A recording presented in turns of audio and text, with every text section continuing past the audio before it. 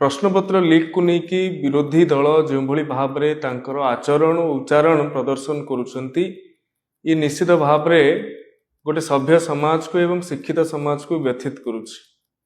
केवल मुद्रार गोटे पार्श्व से देखा जाउछि किंतु मुद्रार अपर पार्श्वटी से देखि पारुनांत।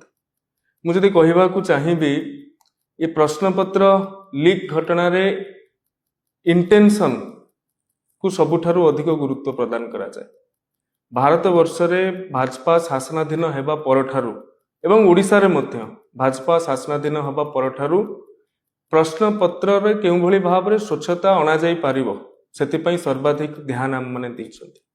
आपण माने जानिथिबे जे कांग्रेस सरकार जेतेबेले केंद्र रे शासनाधीन थिला सेतेबेले 2004 मसिया रे एआईपीएमटी पेपर लीक रो कथा अछि। 2006 रे सीबीएसई क्लास 12 रो अकाउंटेंसी पेपर रो लीक रो कथा अछि। 2007 रे एआई ट्रिपल पेपर लीक कथा अछि। 2008 रे पीएमटी मे 2011 रे एआई ट्रिपल 2012 रे एम्स एंट्रांस पेपर 2013 2014 ये अनेक उदाहरण सेतिरे अछि। किंतु इंटेंशन से समय रे सरकार रो कोन थिला लोक माने संदिहान रे थिले। सेहि भली भाव रे ओडिसा रे मध्य 2015 मसिया रे police recruitment paper leak matric paper leak 2019 रे हिची एवं ओटीईटी रे तो क्रमागत भाव रे प्रश्नपत्र प्रकट हेउतला। 2016 मसिया कहंतु 2019 मसिया कहंतु 2022 मसिया कहंतु लक्ष लक्ष आशायी छात्र छात्री प्रति को व्यथित करुला। से भली ओडब्ल्यूएससी रो जेई एग्जाम 2023 रे जो भली भाव रे केलेंकारी हेतिला ताहा सभ्य समाज शिक्षित समाज को मध्य व्यथित करिछि। किंतु से समय रे गोटिए कथा सर्वसाधारण रे थिला जे सीट बिक्री चलिछि। परीक्षा रे पढ़िबा ठारू परीक्षा रे सीट किनिबाटा अधिक योग्यतार मापकाठी बोली साधारण रे चर्चा आलोचना होतला। किंतु वर्तमान समय बदलिछि, शासन व्यवस्था मध्य ओडिसा रे बदलिछि।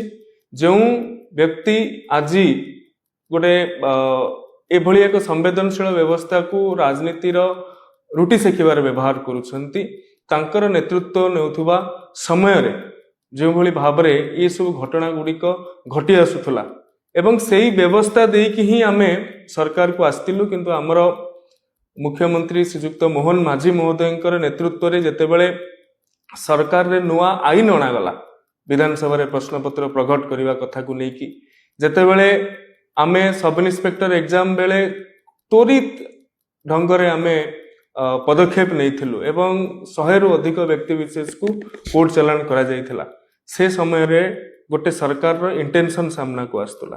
किंतु वर्तमान असह्य काहेकि होउछि प्रधानमंत्री ऊपर को केंद्र शिक्षा मंत्री जो कार्यधारा इतिमध्य रही हायर एजुकेशन इंस्टीट्यूशन भारत वर्ष रे पाखापाखि 2014 रु 2024 भितर 25% बढ़ी।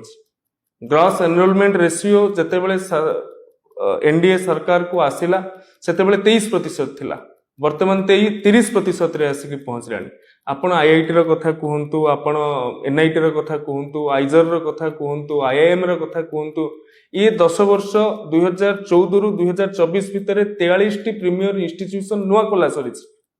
जो समय रे 2014 पूर्व ताहा विभिन्न राज्य गुड़ाक पई स्वप्न थिला, आज ताहा वास्तवतार परिणत होइछि।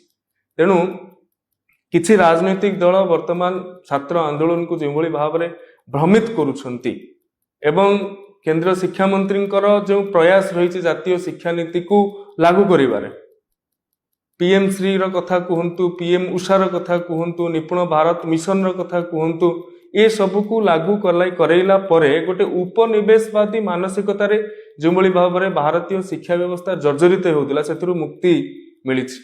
ए आंदोलन को बा ए प्रकार घटना को कौ माने निया दउछंती जो मानकु बाधिछि जातीय शिक्षा नीति 2020 रो अनुपालन ओडिसा रे मध्य होई नथिला। आम सरकार आसिला पर आमे जातीय शिक्षा नीति को अनुपालन करिथिलु एवं मातृभाषा रे शिक्षादान मातृभाषा को गुरुत्व प्रदान जो मानकु बाधिछि से माने वर्तमान ए प्रकार विभ्रांतिकर परिस्थिति सृष्टि करुछंती। जो मानकु बाधिछि जरूरीकालीन परिस्थितिर कथा पाठ्यपुस्तक स्थानित हवा जो मानकु बाधिथि सर्जिकल स्ट्राइक भारतीय सेनार परम सूर्यर कथा पाठ्यपुस्तक स्थानित हवा एवं जो मानकु भी बाधिछि मुगल साम्राज्यर जो प्रकार कला कारनामा थिला ताहाकु हटेई दबा जो मानकु बाधिछि जे आंचलिक भाषा गुड़िकर गुरुत्व सर्वभारतीय स्तर में बढ़िबा से मान ही कथा को विभ्रांति करुचंती किंतु ए विभ्रांति बेसी दिन रो नुहे निश्चित भाव में भारतीय छात्र समाज भारतीय युव समाज सजग हेलानी यार जवाब निश्चित भाव में आगामी दिन में दे पारिबो। नमस्कार।